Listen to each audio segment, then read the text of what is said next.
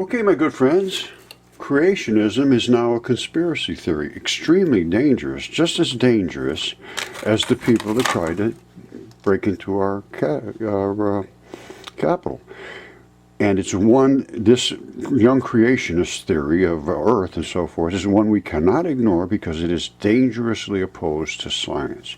Well, let's discuss the science of your conspiracy theory creationists. Okay, so let's see who's dramatically opposed to science. I sent off blood, literal blood that I extracted from arteries, not just scraped off the edge. I drilled into them, took it and sent it for tests and had the DNA done. That was on 2015, May of 2015. Now, that was blood from that was one rock, but they're all like that. And I got blood out of this and sent this off to have it DNA tested, and it was 100% human DNA. Anatomist looked at it, he said, absolutely no question, that's a human fingertip. And I had a CAT scan, and I understand the chemistry and the fabric and so forth. Now, so I think that's a little bit of science. Well, here's Derek Briggs, August of the same year, meet the newest sea scorpion, and he figured out how that thing fossilized. Here it is. The undisturbed, oxygen-poor bottom waters within the meteorite crater led to the fossil's remarkable preservation. It's incredible. And this was, I've been after him for several years about my stuff. Would refuse to even look at it, still to this very day. And I'm telling you right now, I'm asking somebody to sue Yale for this kind of behavior. This is intolerable. Same thing with Harvard. If somebody should sue them too, I'd sue every single one of them. If I had paid them for their advice and found out that they were disregarding anything that interfered with their opinion, so that they could stay a hero and be employed rather than to do the correct thing and say, no matter what happens, I have to work in your interest. I will look at this stuff because if it is true, it's very significant. If it isn't true, I can prove it, but I will work for you because I am your fiduciary and I am obligated to do that. And if I don't, it's a criminal offense. Now, this goes back 6 years ago. 5 years ago. Giant human hand, now DNA proven, needs peer review. Refused up till this very moment from a 100% of academia. Now, I went and showed every bit of the biology related to the fossilization in this manner, which is in cold, non-oxygen, mineral-rich, aqueous solutions. That's exactly what happened here on this head.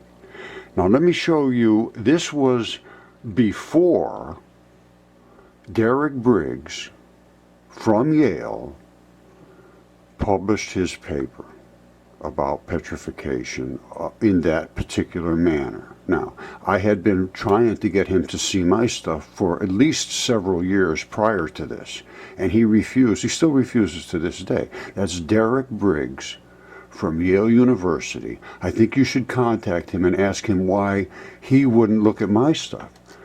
Because I presented it. Nobody would talk to me because everybody said, well, take it to your Yale. You're right down the street. And I said, they won't look at it. And they said, well, why would I look at it if they won't look at it? They're the experts. They're the Peabody Museum. They're the heroes.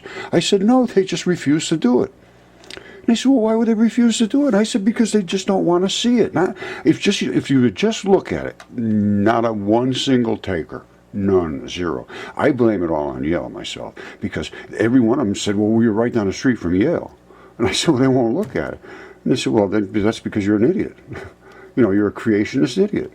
And that's what they thought because I had giants. Like this giant fingertip. It's a giant fingertip. CAT scan, DNA tested, 100% mitochondrial human DNA. And watch this. This is what really destroyed me, was when Scott Walters got on TV and said this was just a sandstone carved head, and there's no question it's real. And then they all turned on me from every side. And then I just got laughed at by everybody. See, even they're laughing at you on TV. I'm going to tell you right now, academia is an arrogant, morally corrupt elite. Let's see what they have to say. Well, what is this? But I would argue that the present-day creationist movement is a fully fledged conspiracy theory. It meets all the criteria, offering a complete parallel universe with its own organizations and rules of evidence, and claims that the scientific establishment promoting evolution is an arrogant and morally corrupt elite. Who said that before? I did I? You are an arrogant bunch of idiots, really, and your arrogance is going to lead to an eternity that is going to destroy you, and you will deserve it for what you have done to everybody. And you, my friend, Mr. Bateman, or whatever your name is, working for University of Glasgow, are among the worst of the worst. Boy, I tell you, I have a hard time handling this one. Creationism bears all the marks of a conspiracy theory. This guy, Paul Bateman, he represents Glasgow, University of Glasgow, whose name will live in the halls of infamy. And he is saying that if you believe that the earth was created by God, you're just as bad, you're dangerous, dangerously opposed to science. Well, let's talk about the science of what I'm presenting, sir. Okay, as you can see, this goes back to May 26, 2015. And this is the kind of blood I was sending off to be analyzed for DNA. Only I would scrape them down and then drill into the arterial network there. Now, let me just go back and explain. I'm going to show you this is what I sent to him to prep him for doing a DNA test. I'm just going to sort of let this thing fly. I know you know virtually everything that I know about this kind of chemistry, so I'm going to sort of shoot right through this. But as I told you before, I believe I have soft tissue fossils, and I believe they have bodily fluids, or at least something we can test for the presence of life. Now, whoops, this, that was the one I made here, but this is into the area where we have the lungs. And this is, these triangular pieces, they're all over the place, and they turn into crystals. And that's apparently how the lung works. And I can show you some very specific structures of this, but this black, the black is, can be ferrous. There's two ferrous oxides. There's I forget the numbers, but there's Fe2 and Fe3. One of them turns black and one of them turns red, and once they oxidize. And you can see we have, that's hematite and magnetite, actually. Two different oxidations there. So I believe that's what's going on there. Now, this is the same stuff. Let me just show you something. That's, hold on, take it easy, slow down. Here it is. Oh, man, I got so much junk around here. That's basically what this is. This is a lung, a human lung. You go to any. This is the pattern of the pleura on the lung. That's the red flap that it locks it in, and that's the little tag up at the top that locks it in. This is a lung, case closed. There's no, and it's been DNA tested and CAT scanned in all 9 yards. So, and that's what this is. It's called feldspar. If you go to a geologist, oh, that's just feldspar, and you walk away. And that's the last word he'll say. Case is closed. Well, feldspar is nothing but tissue that has formed in a bunch of different ways. There's a bone. That's a bonehead. And anybody doesn't know that. Derek Briggs at Yale refuses to accept that has ever been anything other than just a rock. It's really unbelievable, absolutely unbelievable what I have run into. And I'm going to ask someone to step forward and sue Yale University for fiduciary failure. And then we can have disclosure to find out what they knew, when they knew it, and then these students should get their money back, at least 5-6 years ago, up till today. They're not doing their job. I would demand my money back in a heartbeat if I went there. I would be at the door every day screaming. I would call my senator, I would call my congressman, I would call everybody.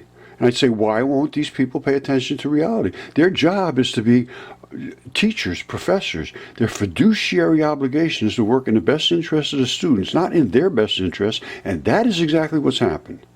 And there is no question about it, because I could show you Derek Briggs has done this, and I'm going to make that case 100% certainly clear. And if it is not, I want Derek Briggs to discuss why it's not clear.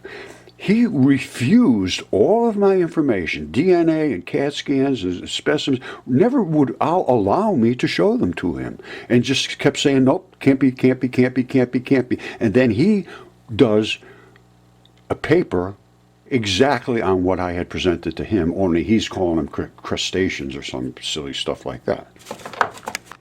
Okay, my friends, I had contacted virtually all the universities. So what I need is someone to sue one of the universities for fiduciary failure and just to demand your money back. Absolutely demand it back. Since 2015, I have had absolute 100% proof, and people like this guy right here, Paul Breitman, are calling us that we look at the true facts. Creationism is conspiracy theory, and we are dangerous, just as dangerous as the people who try to take over the Capitol. And it's we cannot ignore this young creationist Earth because it's dangerously opposed to science. You are dangerously opposed to truth. How about that? Now, this guy's from the University of Glasgow, which will be a disgrace if they don't answer it to my comments. There will be a disgrace around the world if they do not answer to me.